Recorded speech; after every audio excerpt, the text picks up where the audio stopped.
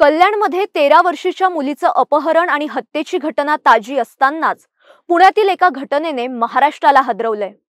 या घटनेमध्ये 8-9 वर्षाच्या दोन सख्ख्या बहिणींची हत्या करून त्यांचा मृतदेह छिन्न-विछिन्न अवस्थेत फेकून दिल्याचं आढळलंय। पुणे जिल्ह्यातील राजगुरुनगर तालुक्यातील वाडा रोडवर एका मोठ्या वर्दळीच्या रस्त्यावर यांचं कुटुंब राहायचं। या मुलींचे आई-वडील मोलमजुरी करून राहत होते। याच भागात बारमध्ये काम करणाऱ्या मुलांच्या खोलीची झडती घेतली तेव्हा गुडघाभर पाणी असलेल्या एका बॅरलमध्ये दोन्ही मुलींचे मृतदेह छिन्न-विछिन्न अवस्थेत आढळून आले। एका बारमधल्या वेटरने हे कृत्य केल्याचं समोर आलंय। अशा घटना सध्या वारंवार घडतायत। लोकांची विकृती ही कोणत्या थराला जाईल हे आपण सांगू शकत नाही। रोज वर्तमानपत्रात अर्ध्या बातम्या या खून, हत्या, अत्याचार याच्याच असतात। लहान मुली त्यांच्या स्वतःच्या घरातही सुरक्षित नाही अशी सध्याची परिस्थिती। पण या घटनेमुळे एका जुन्या केसची आठवण झाली, ती म्हणजे सिरियल किलर असलेल्या गावित बहिणी आणि त्यांनी केलेलं बाल हत्याकांड। नमस्कार, मी बागेश्री पारनेरकर स्टोरी टेलर मध्ये सगळ्यांचं स्वागत करते। असं म्हणतात की महिला या मृदू संवेदनशील असतात।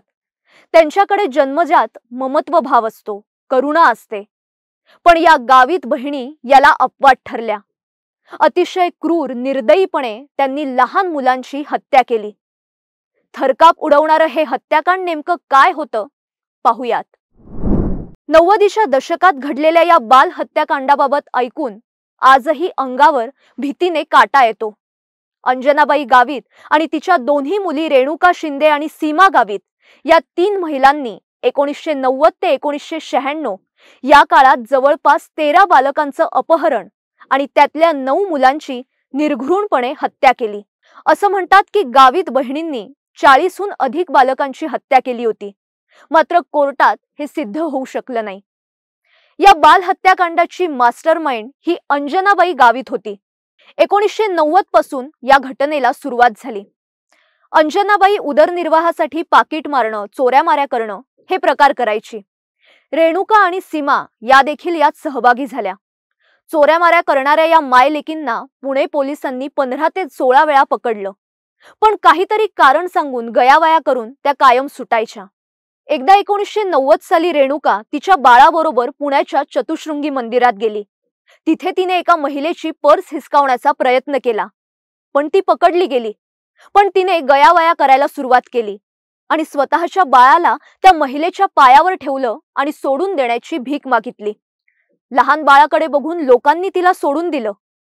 तेव्हा या त्रिकुटाच्या मनात एक कल्पना आली, लोक लहान मुलांना बघून सहानुभूती दाखवून सोडून देतात, म्हणून या तिघींनी अनेकांची बाळं त्यांच्याकडून हिसकावून घेतली आणि 90च्या दशकात एक भयानक बाल हत्याकांड घडवून आणलं।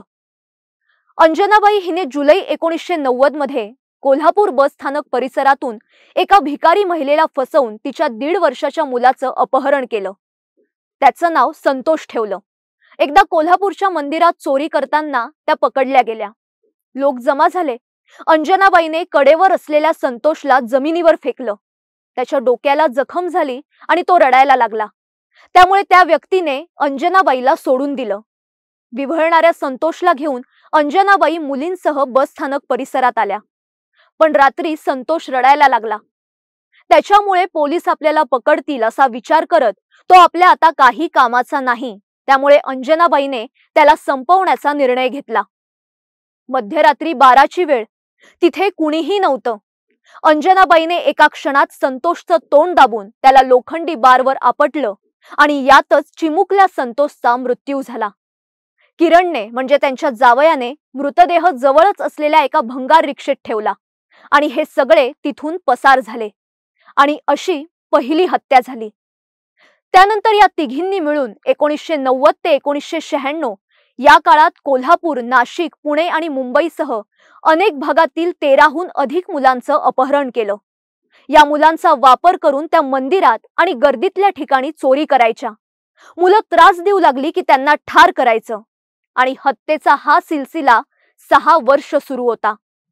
कधी गळा दाबून तर कधी फरशी किंवा भिंतीवर आपटून या मुलांची त्या हत्या करायच्या। त्या मृतदेहाची विल्हेवाट रेणुकाचा पती किरण शिंदे लावायचा। अंजनाबाई, सीमा, रेणुका आणि किरण यांनी सलग 6 वर्ष हा प्रकार सुरू ठेवला। 1995 साली अंजनाबाई तिच्या दोन्ही मुली आणि जावयासह नाशिकला राहायला आली।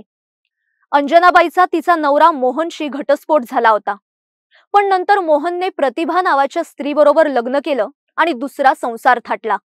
या दोघांना एक मुलगी होती, जिचं नाव होतं क्रांती। ऑक्टोबर 1996 मध्ये अंजनाबाई, सीमा आणि रेणुकाला एका वेगळ्या कारणावरून अटक करण्यात आली। त्यांच्यावर क्रांतीचं अपहरण केल्याचा आरोप होता। सीमा आणि रेणुका यांचा प्रतिभावर सुरुवातीपासून राग होता, त्यामुळे तिचा बदला घेण्याच्या उद्देशाने त्यांनी क्रांतीचं अपहरण केलं। पोलिसांनी त्यांच्या घराची झडती घेतली, तेव्हा त्या ठिकाणी पोलिसांना अनेक लहान मुलांचे कपडे सापडले आणि याचा तपास सुरू झाला आणि या तपासातून एक महाभयंकर गुन्हा उघडकीला आला। मोठ्या शिताफीने पोलिसांनी या हत्याकांडाचा छडा लावला। किरण हा माफीचा साक्षीदार ठरला, तर 17 डिसेंबर 1997 ला अंजनाबाईचा कारागृहातच हृदयविकाराच्या झटक्याने मृत्यू झाला। रेणुका आणि सीमा या दोन्ही बहिणींवर बाल हत्याकांडाचा खटला सुरू झाला। न्यायालयाने पहिले दोघींना फाशीची शिक्षा सुनावली, मात्र मुंबई उच्च न्यायालयात फाशीच्या शिक्षेचं रूपांतर जन्मठेपेत करण्याची याचिका या दोघींनी दाखल केली। मुंबई उच्च न्यायालयाने ही याचिका स्वीकारली आणि या दोघींना मरेपर्यंत जन्मठेपेची शिक्षा सुनावली। आता या दोघीही आपल्या मरणाची वाट पाहतायत। अनेकदा आपण लहान मुलांना बागुलबुवाची भीती दाखवतो। तू जेवला नाही ना, तो बागुलबुवा येईल, तू त्रास देतोय ना, तो तुला घेऊन जाईल। पण 90च्या दशकात तो बागुलबुवा खरा ठरवत गावीत बहिणींची संपूर्ण महाराष्ट्रात दहशत होती।